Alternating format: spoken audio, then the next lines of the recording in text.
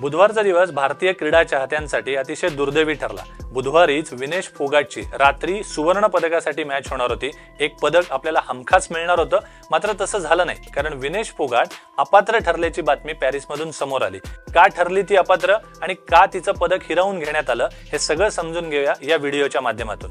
नमस्कार, मी पराग फाटक, लोकसत्ता लाईव्ह मध्ये तुम्हा सगळ्यांचं स्वागत आहे। बुधवारी सकाळी विनेश फोगाट अपात्र ठरल्याची बातमी आली आणि एकच गहजब उडाला।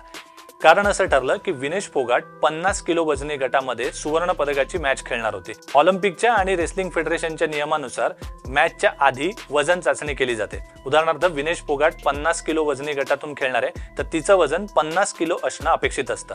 मॅचच्या आधी म्हणजे काल झालेल्या 3 सामन्यांच्या आधीही अशी एक चाचणी घेतली जाते।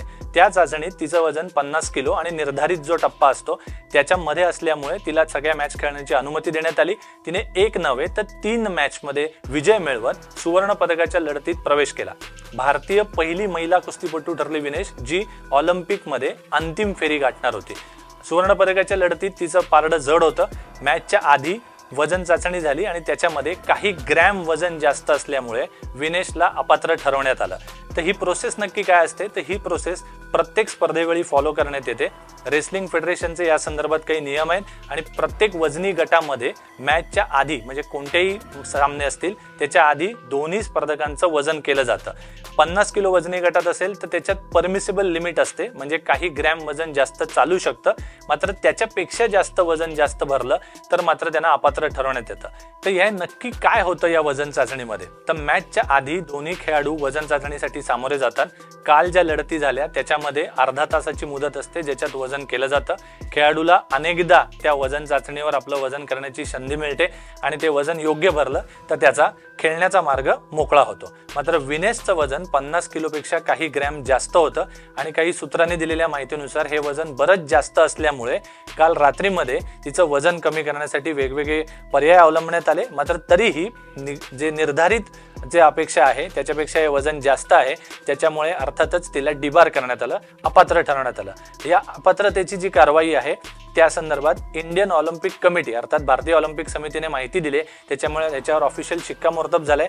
या संदर्भात अपीलाचा अधिकार नाहीये, कारण वजन हा एक मुख्य एलिमेंट मानला जातो रेसलिंगमध्ये आणि तोच त्याच्यातच अपात्र ठरल्यामुळे अर्थातच डिबार होण्याची, डिस्क्वालिफाय होण्याची कारवाई विनेशवर करण्यात येणार आहे। विनेश सर्वसाधारणपणे 53 किलो वजनी गटात खेळते, मात्र याच वजनी गटामध्ये अंतिम पंघालने ऑलिम्पिकसाठीचा कोटा ऑलरेडी मिळवलेला होता, त्यामुळे विनेशला आपला वजनी गट बदलावा लागला। ऑलिम्पिक ट्रायल्स झाल्या, त्याच्यात तिने 50 आणि 53 अशा दोन्हीमध्ये ती सहभागी झाली होती आणि अर्थात 50 किलोमध्ये ती जिंकली आणि ऑलिम्पिकसाठी पात्र ठरली। त्यामुळे हा तिचा नॉर्मल नेहमीचा वजनी गट नाहीये, तिचा मूळ जो वजनी गट आहे ज्याच्यातनं ती सहभागी होते ती 53 किलो वजनी गटातनं खेळते।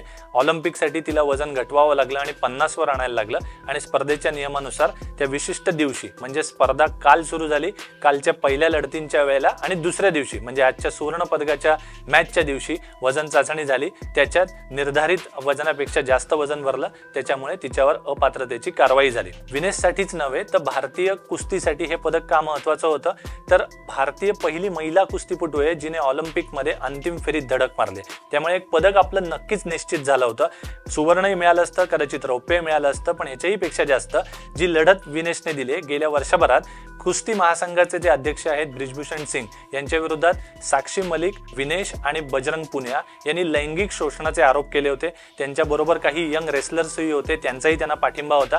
ही लढाई जवळपास दिल्लीतल्या जंतर मंतर इथे 40 दिवस हे आंदोलन चाललं होतं। त्याच्यानंतर परिणिती अशी झाली की ब्रिजभूषण सिंग यांना त्यांच्या पदावरनं बाजूला व्हायला लागलं। इंटरनॅशनल बॉडी जी आहे रेसलिंगची त्यांनी त्यांना डिबार केलं आणि त्याच्यानंतर एक ॲडहॉक कमिटी बसली आणि अर्थातच पुढची प्रक्रिया न्यायप्रविष्ट आहे। त्याच्यानंतर विनेशला एका गंभीर दुखापतीला सामोरं जावं लागलं। या दुखापतीमुळे ती ऑलिम्पिकमध्ये खेळेल का याविषयी साशंकता होती। गेल्या वर्षी ऑगस्टमध्ये ही दुखापत झाली होती आणि त्याच वेळेला निष्णात डॉक्टरांचा सल्ला घेण्यात आला होता। त्यावेळेला असंच होतं की कदाचित खेळू शकणार नाही, कदाचित खेळू शकेल, असे बरेच परम्युटेशन्स होते, पण अर्थात डॉक्टरांनी हिरवा कंदील दिला। तिने कसून मेहनत घेतली, ऑलिम्पिक ट्रायल्स पार केल्या आणि पॅरिस ऑलिम्पिकचा जो मार्ग आहे तो सुकर झाला होता। तर त्यामुळे फक्त विनेशसाठी नव्हे, भारतीय कुस्तीसाठी नव्हे, तर एंटायर कुस्ती फ्रॅटर्निटीसाठी हे पदक महत्त्वाचं होतं। याच्या आधी आपण कुस्तीगिरांनी भारतासाठी पदकांची एक चांगली परंपरा राखली। अंतिम फेरीत जर का विनेश जिंकली असती तर भारताला एक पदक निश्चित झालं असतं। टोकियो ऑलिम्पिकमध्ये भारताने 7 पदकं पटकावली होती। तो ही आकडेवारी सुधारण्याची संधी विनेशच्या पदकाने होती। कदाचित सुवर्ण पदकही मिळालं असतं। आत्तापर्यंतच्या ऑलिम्पिकचा आत्ता प्रवास बघितला पॅरिसचा, तर आत्तापर्यंत सुवर्ण पदक मिळालेलं नाहीये। त्यामुळे विनेशवर आशा केंद्रित झाल्या होत्या।